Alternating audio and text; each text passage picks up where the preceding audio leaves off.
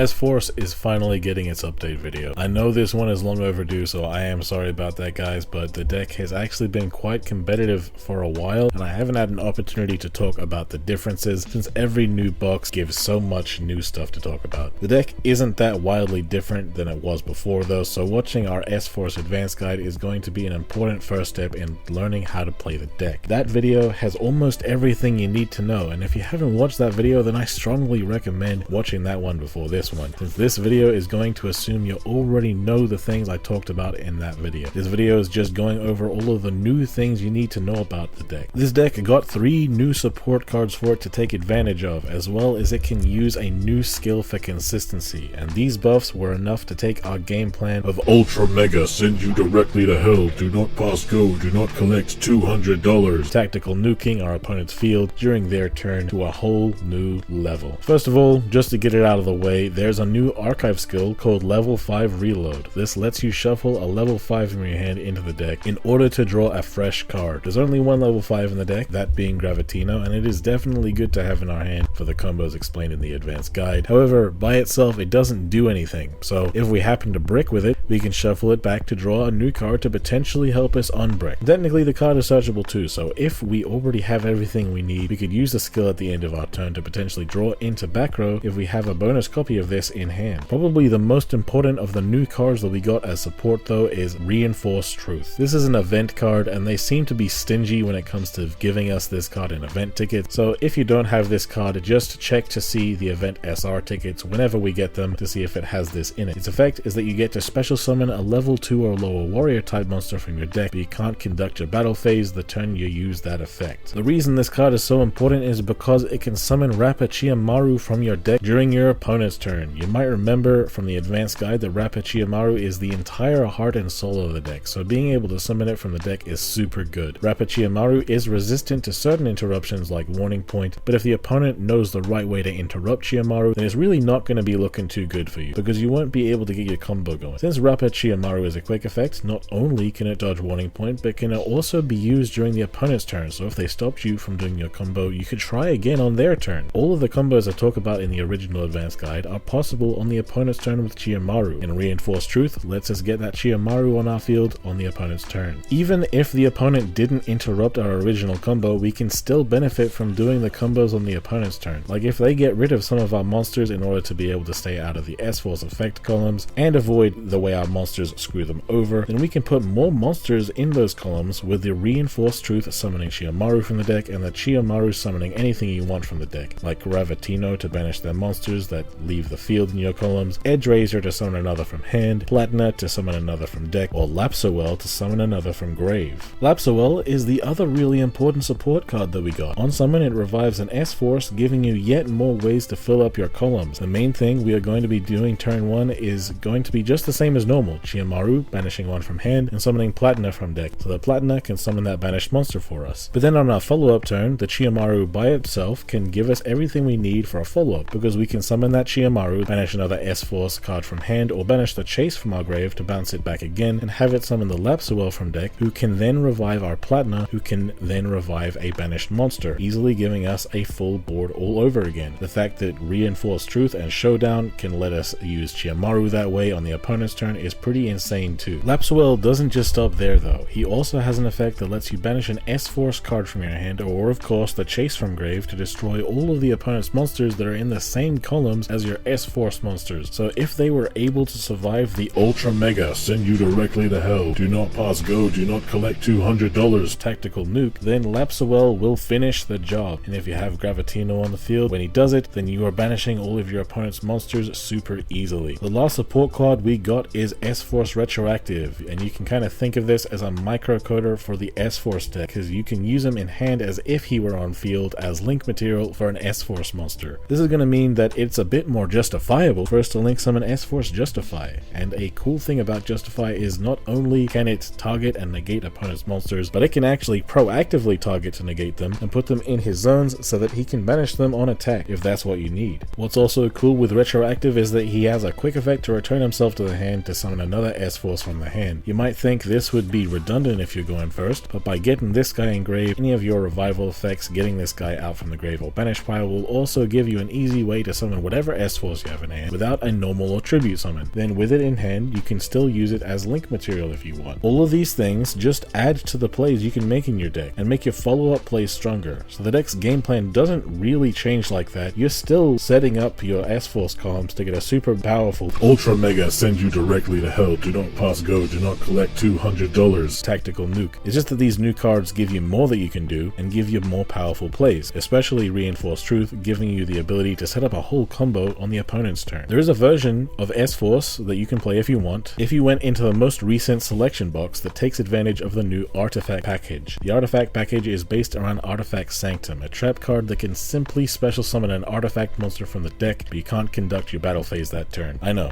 another trap card that turns off your battle phase. How damn redundant. It's a trap card. We are obviously using it on the opponent's turn when we don't even have a battle phase. But anyway, what's good about this is that the artifacts we can summon from the deck can actually interrupt the opponent. The main artifact is Artifact Moral Tech, and if it's summoned during the opponent's turn, you can non-target destroy any opponent's card, basically meaning that your Sanctum is a trap that can simply non-target destroy something while also getting a pretty nice body on the field. Alternatively, you could also summon Artifact Lancia, who could tribute itself to prevent both players from banishing cards for the turn. And that would prevent Gravitino from banishing your opponent's card, but you'll still be bouncing them with a chase anyway. Both Moral Tech and Lancia are level 5, so if you're open with them, you'll be able to shuffle them back into the deck with level 5 reload. And Artifact Sanctum itself, if your opponent destroys it, also gets to destroy an opponent's card. So if the opponent uses something like Link Slayer to destroy this, then you can chain to summon Moral Tech, and Sanctum will destroy a card, and Moral Tech will destroy a card. And on your turn, you could use Moral Tech and Gravitino to go into Chronomaly Mana to negate any monsters that would stop you for the rest of the game. If you are going to play this package, you should play a minimum of 2 artifact monsters and then play 3 copies of Sanctum to make sure you draw into it. And you don't technically have to play Lancia, since it's not good against every deck, but if you are playing this package, you should at least put it in the side deck. A lot of people prefer to play generic back row rather than this though, but there are also S-Force players that like to play this package alongside more generic back row. But the more back row you play in your deck, the less access to your S-Force plays you'll have, but the more likely you'll be able to set 3 back rows. So you can pick your poison or how you prefer to run your S-Force deck. So I think that the new support giving this deck more options has also made this deck a lot more big brain because of all the moving pieces you now have available. You gotta think of how you can best use those pieces to get the best outcomes, and that legitimately makes the deck quite a bit more difficult to play. So if you are having trouble with the deck, I'd say you should practice the deck as much as you can. Play around with your options and you'll naturally be able to figure out the best things to do in a variety of situations. And you can look back on your replays to see what you might have been able to do differently too. If you're looking for more help, or if you're unsure if you're making the right plays, join the 6K community Discord. The link is in the description and the S-Force experts in there can help you out. When it comes to how the deck itself should be built, this is how mine looks like. It's not that wildly different from before. Still playing the 3 Chiyomaru because it's the heart and soul of the deck. Still playing 3 of the field spell to search what we need, but instead of terraforming, we are playing Reinforcement of the Army simply because even though Reinforcement of the Army can only search Chiyomaru and Retroactive, Reinforcements of the Army can be helpful in the same hand that you have the field spell in. While if you draw terraforming alongside the field spell, it's not that helpful since the field spell is a hard once per turn. Still got the 3 Gravitino because it's the best card to banish with Chiyomaru to be re-summoned with Platina, and it's good to have in hand if Chiyomaru banishes the 1 Edge Razor to summon Platina, so that Platina can summon Edge Razor and Edge Razor can summon Gravitino for that search. Playing 1 Platina and 1 Lapsawell since these are just the ones you'll be summoning from deck most of the time with Chiyomaru, 1 Retroactive because it's the least needed one, but if you need it, you can get it whenever you want pretty much. Then for the back row, it's 3 Chase because you're gonna search it, but you'd love to open it so that you don't have to search for it. And then the 1 Showdown and 1 Specimen, just the same as before. They're still really helpful, the same way they were back when the deck first dropped. From that point, you should probably play as many copies of Reinforced Truth as you own. Unfortunately, I only own 2 copies, so I can only play 2. But if you own 3, you can play all 3 if you want. Then after that, you can play as little or as many amount of staples as you want. For me, I've got 3 IDP in here. These could be Crackdown, these could be Book. You could play the Artifact package, or you could even play the Artifact package alongside more staples. It's all really up to you and your personal preference, but I think 24 is a solid enough number for me that I'll get the S-Force plays a solid amount and I'll get enough back row at the same time. The extra deck in this deck doesn't really matter that deeply, but if you are going to care about the extra deck, then the Nightmare package is something that every extra deck